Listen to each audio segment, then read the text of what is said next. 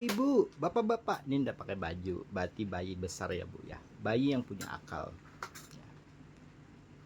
Ruh itu sama dengan awan yang nyata, sama dengan air yang nyata, ya. Ruh itu hidup. Ruh tidak bisa tidur. Makanya ruh itu tidak bisa makan, ya. Ruh itu sebagai penuntun diri kita. Ikatannya kuat sama malaikat. Itu ruh, ya. Kuat ikatannya sama diri kita. Makanya kalau dia sudah sempurna namanya roh. Roh dan ruh itu beda. Ruh itu artinya punyanya hewan. Roh itu artinya punyanya sudah manusia yang nyata. Makanya dikatakan 4 roh. Sempurnalah 4 roh itu dibantu barat, timur, selatan. Itu yang sempurna dalam diri. Jadi roh itu kenapa tidak bisa mati? Karena dia hidup. Satu, di dalam diri kita berjalan terus dia. Makanan berjalan. Makanya manusia itu, anak itu pintar karena mulutnya harum. Makanya dikatakan roh itu harum. Makanya roh itu anak tidak bisa didustakan. Semakin kita mendustakan, roh itu tidak ada daya lagi sudah. Akhirnya jasad itu ambruk. Makanya jasad itu harus roh itu. Makanya kalau berdusta itu rugi. Rugi kalau berdusta itu. Rohnya itu tidak akan mengatakan lagi dengan malaikat yang nyata. Malaikat berjauh. Apabila malaikat berjauh itu otak kita hilang.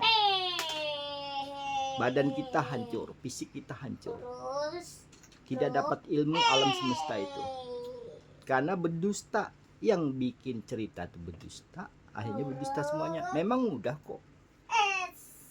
Makanya ada otak itu kita harus mikir, hati-hati bicara.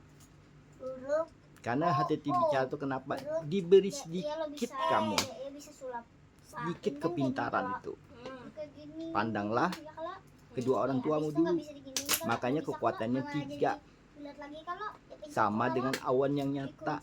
Biru, ya kan? Putih baru hitam, rohmu itu semuanya. Jangan sampai jadi hewan yang nyata. Jadi namanya insan dan makhluk, bukan manusia masih. Kalau yang manusia itu dia sudah punya akal, tahu baik dan buruknya, tahu cerita itu. Kalau kamu kayak gitu aja, aduh, nggak pernah berubah. Ya, jadi roh itu hidup. Kalau tidak hidup, bagaimana dia di dalam diri kita nih? Sedangkan diri kita jalan darah, sedangkan diri kita jalan segala di dalam perut kita. Konsumsi dari makanan yang nyata dan fakta. Dia mati.